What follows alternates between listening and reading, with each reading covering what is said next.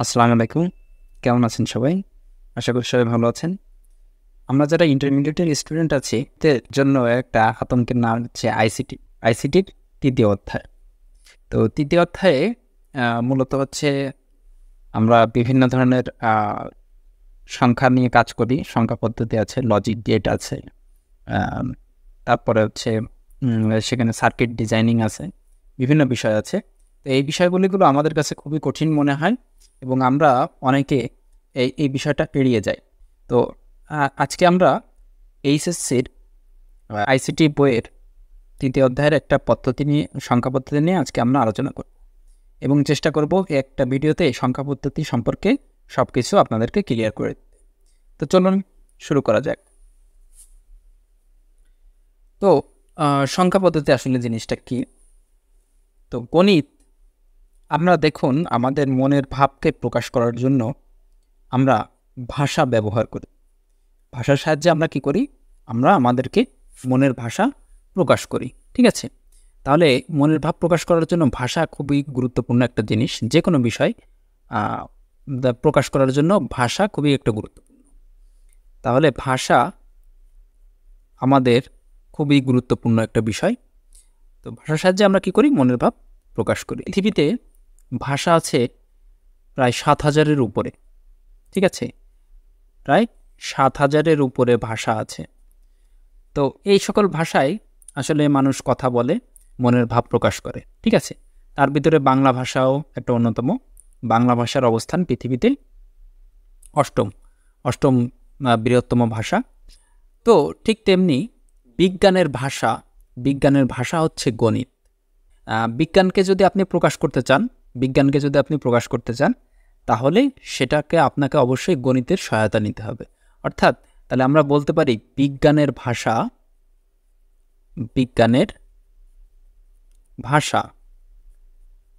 ভাষা হচ্ছে গণিত। তাহলে আপনি বিজ্ঞানের যে কোনো কিছুকে প্রকাশ করার জন্য আপনাকে অবশ্যই কিসের সহায়তা নিতে হবে? গণিতের সহায়তা নিতে হবে।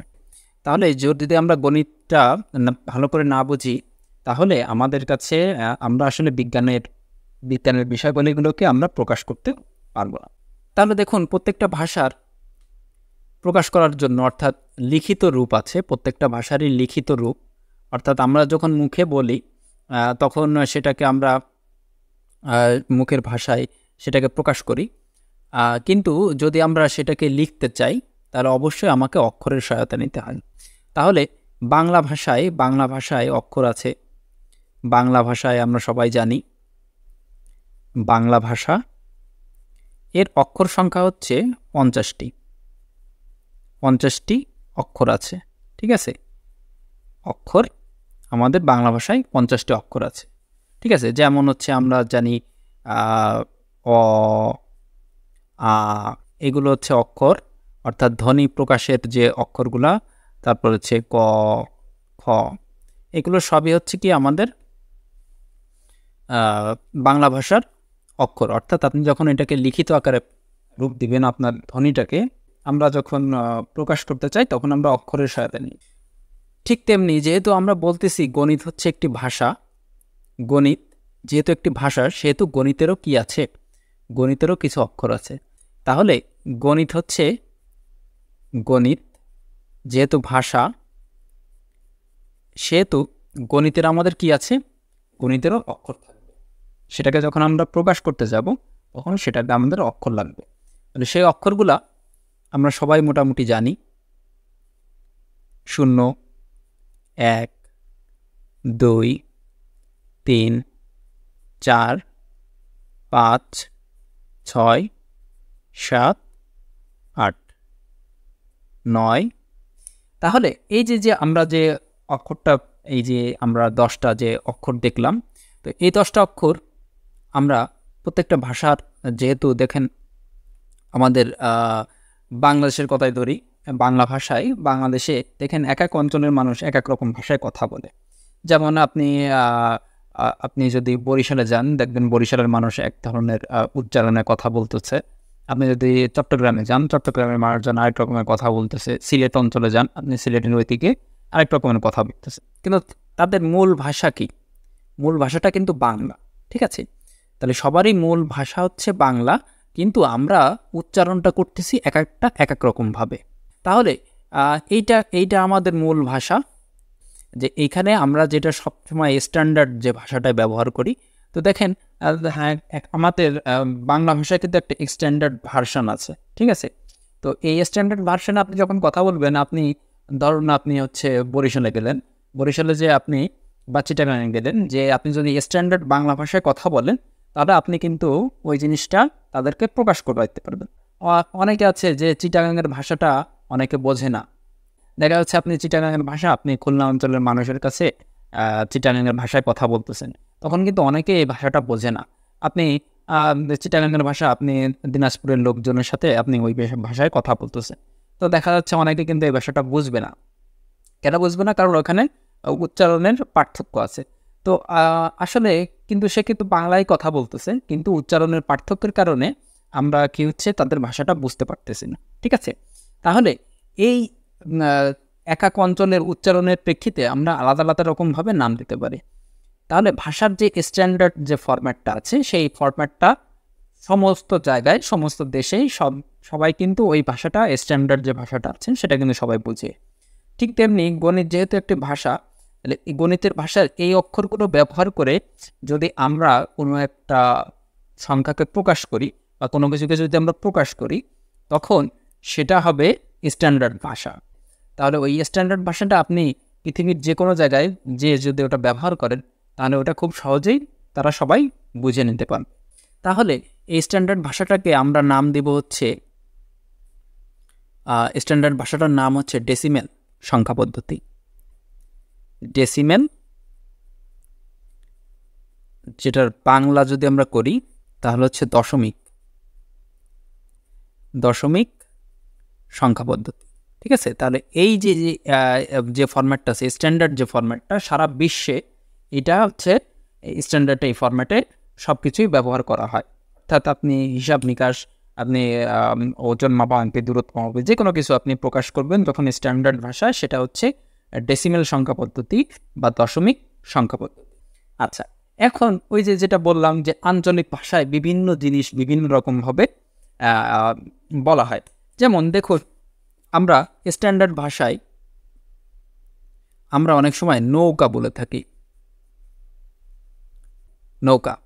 ওকে, এখন আপনি দেখা যাচ্ছে যে এক এক অঞ্চলে নৌকাকে, কিছু কিছু অঞ্চলে দেখবেন আপনি নৌকাকে নাও বলে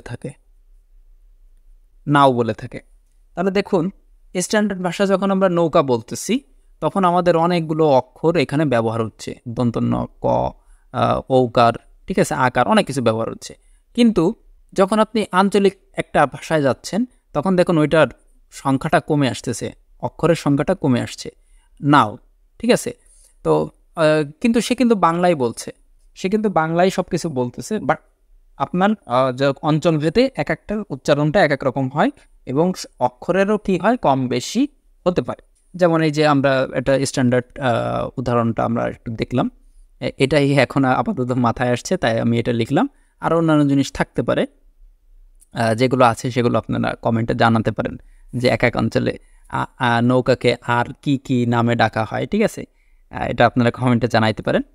তো ঠিক তেমনি দুটাই কিন্তু বাংলা ভাষা, কিন্তু অঞ্চলভেদে এক এক জায়গায় এক এক রকম জিনিস বলা হয়।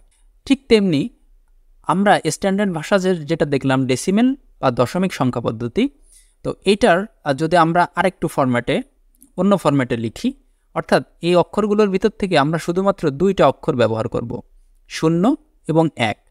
0 এবং 1 ব্যবহার করে যদি আমরা কোনো সংখ্যাকে প্রকাশ করি, যে কোনো সংখ্যাকে যদি আমরা প্রকাশ করি, তাহলে সেটা একটা ভাষার একটা রূপ হবে। তাহলে যদি আমরা শুধু 0 এবং 1 ব্যবহার করি, তাহলে সেটার নাম হবে বাইনারি সংখ্যা পদ্ধতি। সেটার নাম হবে বাইনারি সংখ্যা পদ্ধতি। তাহলে বাইনারি সংখ্যা পদ্ধতিতে আপনাকে সবসময় মনে রাখতে হবে যে আপনি সবসময় অনলি দুইটা অক্ষর ব্যবহার করবেন। তাহলে বাইনারি সংখ্যা পদ্ধতিতে আমরা অনলি দুইটা অক্ষর ব্যবহার করব, সেটা হচ্ছে 0 এবং 1। এবং এই 0 এবং 1 দিয়ে আমরা সকল মনের ভাব যা কিছু আছে ঠিক আছে, ভালোবাসার কথা, দুঃখের কথা যা আছে সব কিছু আমরা এই মাত্র 2টা অক্ষর দিয়ে আমরা কি করব, প্রকাশ করব।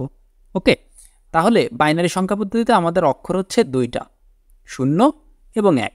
আর ডেসিমেল সংখ্যা পদ্ধতিতে মোট অক্ষর হচ্ছে 10টা। ওকে, তাহলে এই পর্যন্ত আশা করি সকলে বুঝতে পারছেন। এবার আমাদের আরও একটি সংখ্যা পদ্ধতি আছে, সেটা হচ্ছে আমরা যদি দশমিক সংখ্যা পদ্ধতিতে 1 থেকে 7 পর্যন্ত আমরা সংখ্যাকে ব্যবহার করি, অর্থাৎ 0, 1, 2, 3, 4, 5, 6, 7 7 পর্যন্ত আমরা যদি অক্ষরগুলোকে ব্যবহার করে যদি কোনো মনের ভাব আমরা যদি প্রকাশ করি বা আমরা কোনো কিছু লিখি, তাহলে সেটাকে আমরা বলবো হচ্ছে অক্টাল সংখ্যা পদ্ধতি। অক্টাল সংখ্যা পদ্ধতি। তাহলে অক্টাল পদ্ধতি হচ্ছে, অক্টাল পদ্ধতিতে আপনি দেখুন মোট হচ্ছে 8টা অক্ষর ব্যবহার করা হয়েছে। ঠিক আছে, 1টা 2টা 3টা 4টা 5টা 6টা 7টা 8টা অক্ষর ব্যবহার করা হয়েছে। এই 8টা অক্ষর ব্যবহার করে আমরা যদি কোনো সংখ্যা বা কোনো কিছু আমরা যদি প্রকাশ করি, তাহলে সেটাকে আমরা বলবো অক্টাল পদ্ধতি, অর্থাৎ অক্টাল সংখ্যা পদ্ধতিতে আমরা ওটাকে প্রকাশ করতেছি। তাহলে আপনারা সবসময় মনে রাখবেন, অক্টাল মানে হচ্ছে 8, বাইনারি মানে 2, অক্টাল মানে হচ্ছে 8। আর ডেসিমেল বা দশমিক সংখ্যা পদ্ধতি, তার মানে হচ্ছে এখানে সংখ্যা আছে মোট 10টা, অর্থাৎ অক্ষর আছে 10টা। ঠিক আছে, আমাদের আইসিটিতে আরও একটি সংখ্যা পদ্ধতির কথা উল্লেখ আছে, সেটা হচ্ছে আমরা এখানে 16টা সংখ্যা ব্যবহার করব। তাহলে 16টা সংখ্যাকে কেমন আমরা লিখতে পারি, 0, 1, 2, 3, 4, 5, 6, 7, 8, 9। এখন আমরা লিখব না 10 লিখব না, আমরা এখন ABCD দিয়ে প্রকাশ করব। A, B, C, D, E, F। ওকে, তাহলে বুঝতেই পারতেছেন যে এ দ্বারা কি বোঝাচ্ছে, 9-এর পরে সাধারণত কত আসে, 10। তাহলে এ দ্বারা আমরা 10 বোঝাচ্ছি, বি দ্বারা আমরা 11 বোঝাচ্ছি, সি দ্বারা 12 বোঝাচ্ছি, ডি দ্বারা 13 বোঝাচ্ছি, এভাবে আমরা এফ দ্বারা 15 বোঝাচ্ছি। তাহলে এই যে এখানে দেখেন মোট 16টা অক্ষর আছে। ঠিক আছে, মোট অক্ষর আছে মোট 16টা। তাহলে এই যেহেতু 16টা আছে, সেহেতু এটা হচ্ছে 16টার মাধ্যম দিয়েই আপনাকে কি করতে হবে, প্রকাশ করতে হবে। তাহলে যদি কখনো আপনাকে সংখ্যা প্রকাশের ক্ষেত্রে যদি কখনো আপনার মনে করুন 10 আসছে, তাহলে আপনি 10 না লিখে ওইখানে লিখবেন হচ্ছে এ। ঠিক আছে, ওইখানে আপনি কি লিখবেন, এ লিখবেন। যদি কখনো আপনার মনে করুন 14 আসছে, তাহলে আপনি কি লিখবেন, ই লিখবেন। তাহলে এটাই হচ্ছে যে সংখ্যা পদ্ধতি 16টা অক্ষর ব্যবহার করা হয়, এই সংখ্যা পদ্ধতিটার নাম হচ্ছে হেক্সাডেসিমেল সংখ্যা পদ্ধতি। হেক্সাডেসিমেল।